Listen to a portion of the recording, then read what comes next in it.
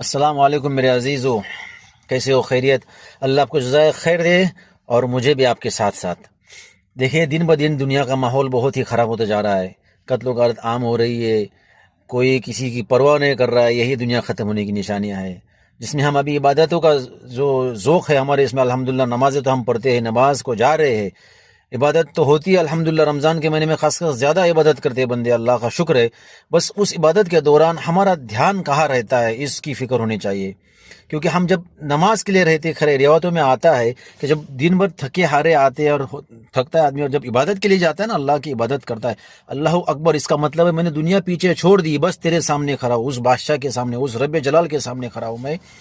تو خنجب نام کا، روایتوں میں آتا ہے خنجب نام کا ایک شیطان تھا، جو شیطان جیسا ایک نہیں ہے، مطلب ہے نا، شیطان کی بھی روپ ہے نا، ویسا ہی فرعون جو ایک نہیں، ہم تو سمجھتے تھے کہ فرعون ایک ہے، فرعون ایک نہیں، فرعون کی بھی روپ ہے انیک سارے، بہت سارے فرعون ہوا کرتے اس زمانے میں، اس دور میں۔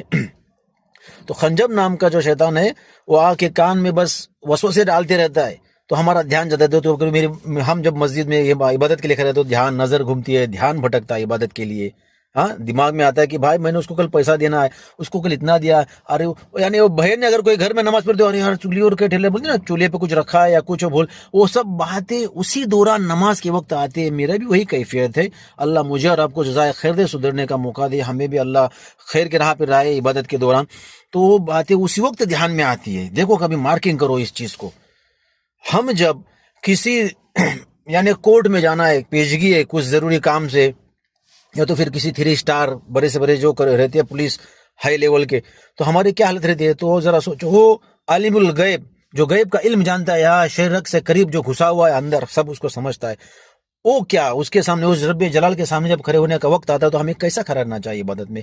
ہماری عبادت کیسی پختہ ہونی چاہیے؟ اس میں پختگی آنا چاہیے، مضبوطی آنی چاہیے۔ دیکھو بھائیو اور بہنوں، میری باتیں کروی رہے، لیکن یہ نیم کے پتے کی طرح، نیم کا پتہ ہے کروا، لیکن اس کی تاثیر اس میں شفا ہے۔ ویسے باتیں کروی لگیں گی، معاف کرنا اگر میری باتیں غلط لگتی ہے تو مجھے دل سے معاف کرنا، لیکن میں یہی کہنا چاہتا ہوں کہ اپنی عبادت کو مضبوط بناؤ، ہمارا دھیان نہ بھٹکنا چاہیے۔ اپنوں کو کیا ہے، اپنے آئیں گے، ڈالیں گے، ہاتھ جھٹکیں گے، ختم کہانی۔ موت ایسی عبادت کرو، آخری عبادت، ہر ایک عبادت جو رہیں گی ہماری آخری عبادت کے طور پہ گزرنی چاہیے۔ نہ جانے کب آ کے موت کا فرشتہ آ کے کھڑا رہے، چل بیٹا ہو گیا تیرا ٹائم۔